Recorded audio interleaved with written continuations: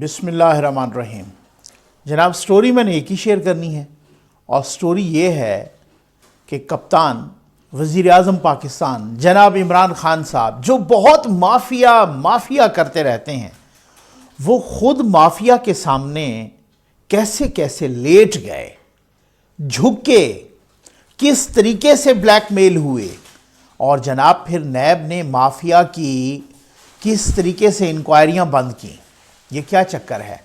آج میں تقریباً نصف درجن ایسی مثالیں دینے لگا ہوں کہ جس سے ثابت ہو جائے گا کہ خود مافیا کے سامنے کپتان نے کیسے گھٹنے ٹیک دیے۔ اور جناب سب سے بڑی اس سٹوری میں سب سے بڑی جو اگزامپل ہے وہ میں آخر پہ بیان کرنے لگا ہوں کہ بھکر کے ایک مافیا کے سامنے تو کس طرح گھٹنے ٹیکے، وہ تو اپنی مثال آپ ہے۔ جی ہاں، اور کس طریقے سے حکومت نے گھٹنے ٹیکے، اور پھر اس کے بعد کس طرح سے نیب کو وہ انکوائری بند کرنی پڑی۔ جی ہاں، ابھی یہ ریسنٹلی ذرا شروع کر لیتے ہیں۔ ابھی خان صاحب نے کہا کہ سینٹ میں ہمارے 17 لوگ بکے جب یوسف رضا گیلانی صاحب جیت گئے اور حفیظ شیخ صاحب ہار گئے۔ سب کو پتہ ہے نا، یہ پہلی مثال دے رہا ہوں بھائی، مثالیں بہت ساری دے سکتا ہوں، وقت کی نزاکت ہوتی ہے کہ وہ ویڈیو بہت زیادہ پھر لمبی نہ ہو جائے۔ 17 لوگ ہمارے بک گئے، ہمارے پاس اس کے ثبوت ہیں، اور باقی وزراء نے بھی کہا کہ وزیر اعظم صاحب کو ان کے ناموں کا بھی پتہ ہے۔ ٹھیک ہے، آپ کے پاس گواہی پڑی ہو تو خود ان کے ساتھ موجود ہیں، ان کی ویڈیوز موجود ہیں۔ بک گئے، چند روز بعد اعتماد کا ووٹ لینا تھا، اور اگر وہ پتہ ہے، سب کا ناموں کا پتہ تھا، تو ان کو کیوں نہیں نکالا گیا؟ لیکن وزیر اعظم صاحب نے چونکہ اعتماد کا ووٹ لینا تھا، اسی وجہ راجہ ریاض نے کیا کہا؟ راجہ ریاض صاحب نے کہا کہ وزیر اعظم صاحب تو منتیں کرتے رہے جہانگیر ترین صاحب کی کہ مجھے کسی طریقے سے، یعنی وہ رول ادا کریں، اور ظاہر ہے ان کے بہت سارے ایم این ایز ہیں، اب کھل کے سامنے آ گیا سلسلہ، تو منتیں کرتے رہے کہ مجھے جو ہے نا اعتماد کا ووٹ دلوائیں، اور انہوں نے کردار ادا کیا اور ووٹ دلوایا۔ تو جو بک گئے تھے ان سے بھی اعتماد کا ووٹ دلایا۔ کس طرح سے جھکتے ہیں پھر مافیا کے سامنے؟ آ جائیں جناب، آپ نے سنا کہ کچھ عرصہ پہلے تقریباً کو 1 سال کی بات ہوگی، عاطف خان صاحب اور شہرام ترکائی صاحب کو نکال دیا گیا۔ ٹھیک ہے، صحیح ہو گیا۔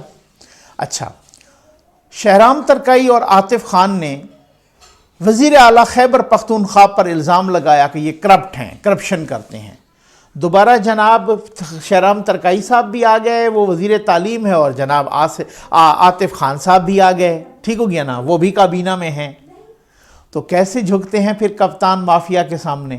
بھائی ایک بات ہے نا کہ وہ کہہ رہے ہیں وہ کرپٹ ہیں، وہ کہہ رہے ہیں یہ غلط ہیں، ٹھیک ہے، تو کوئی ایک، اب دونوں ہی اسی حکومت میں موجود ہیں، کوئی ایک تو ہوگا نا۔ میں اس وجہ سے ذرا جلدی سے گزر رہا ہوں، آپ انجوائے کیجئے گا۔ سلطان محمود خان وزیر قانون، ایکس وزیر قانون، ٹھیک ہے۔ اچھا جناب، ویڈیو ایک آئی ابھی ریسنٹلی، خود پی ٹی آئی نے ہی ریلیز کی۔ اس ویڈیو میں باقی لوگوں کے ساتھ سلطان محمود خان بھی پیسے گن رہے تھے۔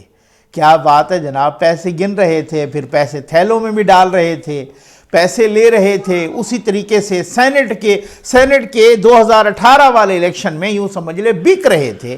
ٹھیک، اچھا، فوری طور پہ پی ٹی آئی نے ہٹا دیا انہیں وزیر قانون سے۔ پھر اس کے بعد کیا ہوا؟ سینٹ کے الیکشن آئے، پھر جناب محمود خان صاحب نے، وزیر اعلیٰ صاحب نے ان کو جناب خود بلایا، کھلایا پلایا، چائے کی دعوت، ٹھیک ہو گیا، اور جناب پھر اس کے بعد جو ہے نا ان سے وعدے وعید، اور پھر ان سے ووٹ لے لیا۔ تو کیسے کیسے جھکتے ہیں پھر خان صاحب مافیاز کے سامنے؟ ذرا دیکھیں تو صحیح نا، میں تو اس طریقے کے ناقابل تردید ثبوت دے رہا ہوں۔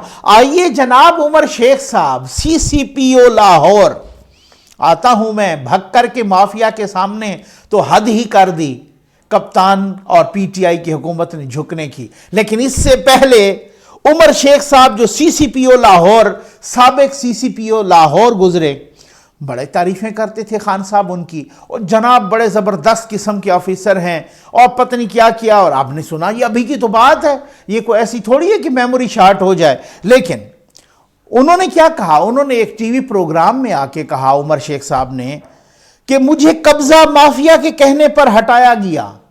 میں تو سن کے حیران رہ گیا۔ انہوں نے کہا کہ 56 کنال کا قبضہ تھا، لیک سٹی کے مالک گوہر اجاز اور رائل پام لاہور کے کہنے پر ہٹایا گیا۔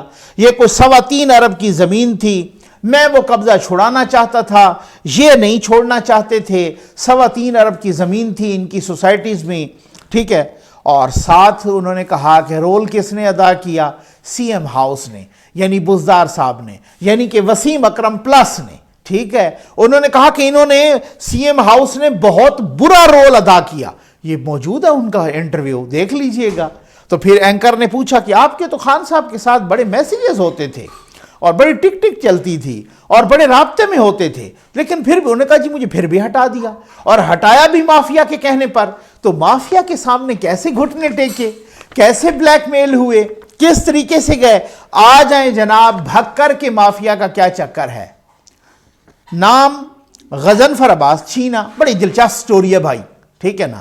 غضنفر عباس چھینا، یہ جناب اور ان کے بھائی کا نام، یہ 2 نام آپ نے یاد رکھنے ہیں، غضنفر عباس چھینا اور ان کے بھائی کا نام ہے محمد شیر چھینا۔ بھکر سے پی پی 91 سے ایم پی اے ہیں پی ٹی آئی کے، ٹھیک۔ 2013 سے 2018 وہ نون لیگ کے ساتھ تھے۔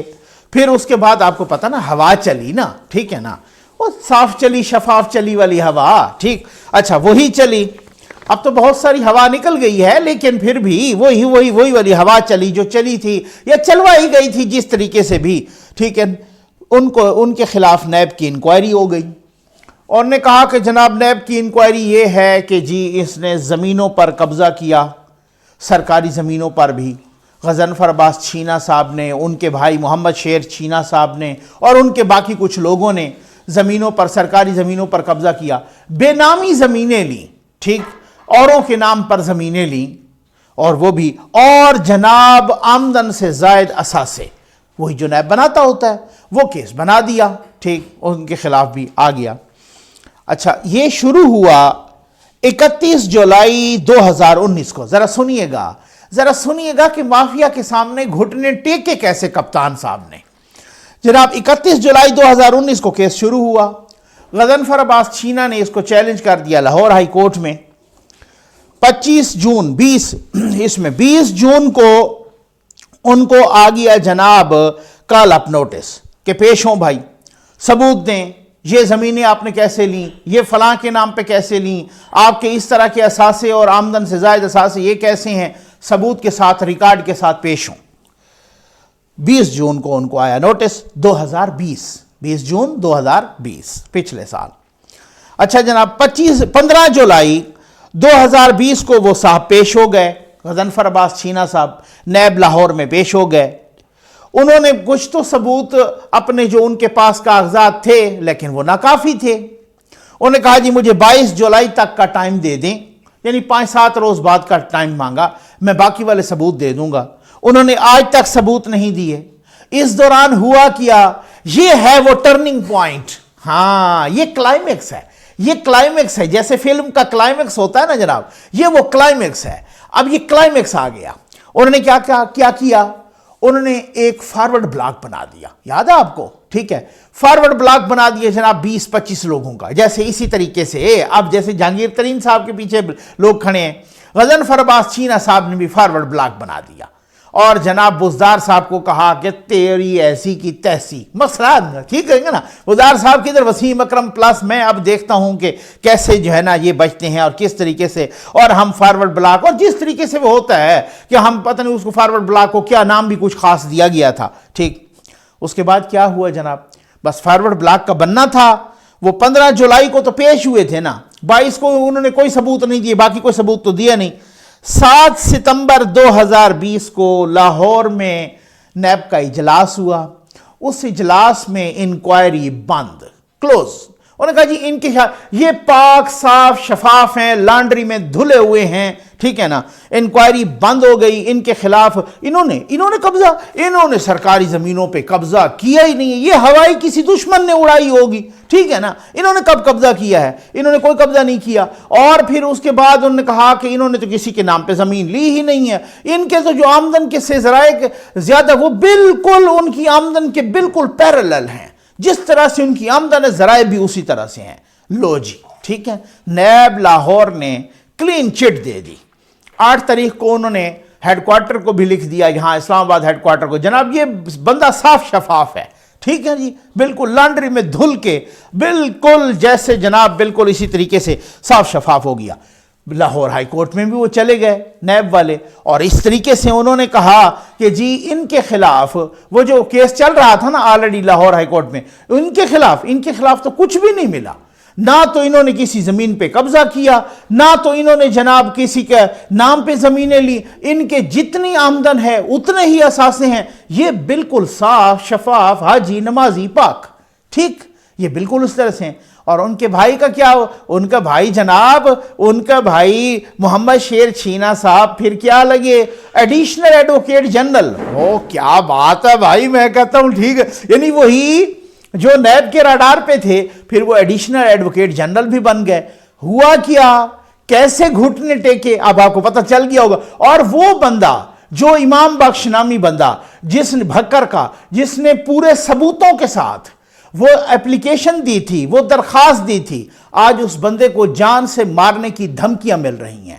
یہ کیا ہوا؟ صرف اس وجہ سے کہ وہ مافیا نے جیسے ہی فارورڈ بلاک بنایا، مافیا کے خلاف نیب کی انکوائری بند، کپتان کے گھٹنے ٹیک دیے، چونکہ وسیم اکرم پلس کو خطرہ پیدا ہو گیا تھا ان کو، اس وجہ سے۔ اور بھی بہت ساری چیزیں ہیں، میں نے کہا تھا، خود آپ نے دیکھ لیا کہ جہانگیر ترین صاحب کے ساتھ جو لوگ چلیں، جو ایم پی اے ہیں، جو ایم این اے ہیں، ان کا تو آپ فی الحال فار دا ٹائم بینگ کچھ نہیں کر سکتے، کسی سے ملاقات یا کرنے یا کسی کے ساتھ کھڑے ہونے سے تو وہ ان کی رکنیت نہیں جاتی۔ لیکن جو 4 مشیر صاحبان آئے، جو 2 وزیر صاحبان آئے، ان کو تو فارغ کر سکتے ہیں نا، ہے نا؟ مافیا نا، آپ کو بلیک میل کر رہا ہے نا، آپ کے مطابق تو جہانگیر ترین صاحب مافیا ہیں اور آپ کو بلیک میل کر رہے ہیں، ٹھیک ہے نا، اور وہ مافیا کے ساتھ کھڑے ہیں، تو ذرا ان کو فارغ کر کے تو دکھاؤ، کیسے گھٹنے ٹیک رہے ہیں مافیا کے سامنے، ہے نا؟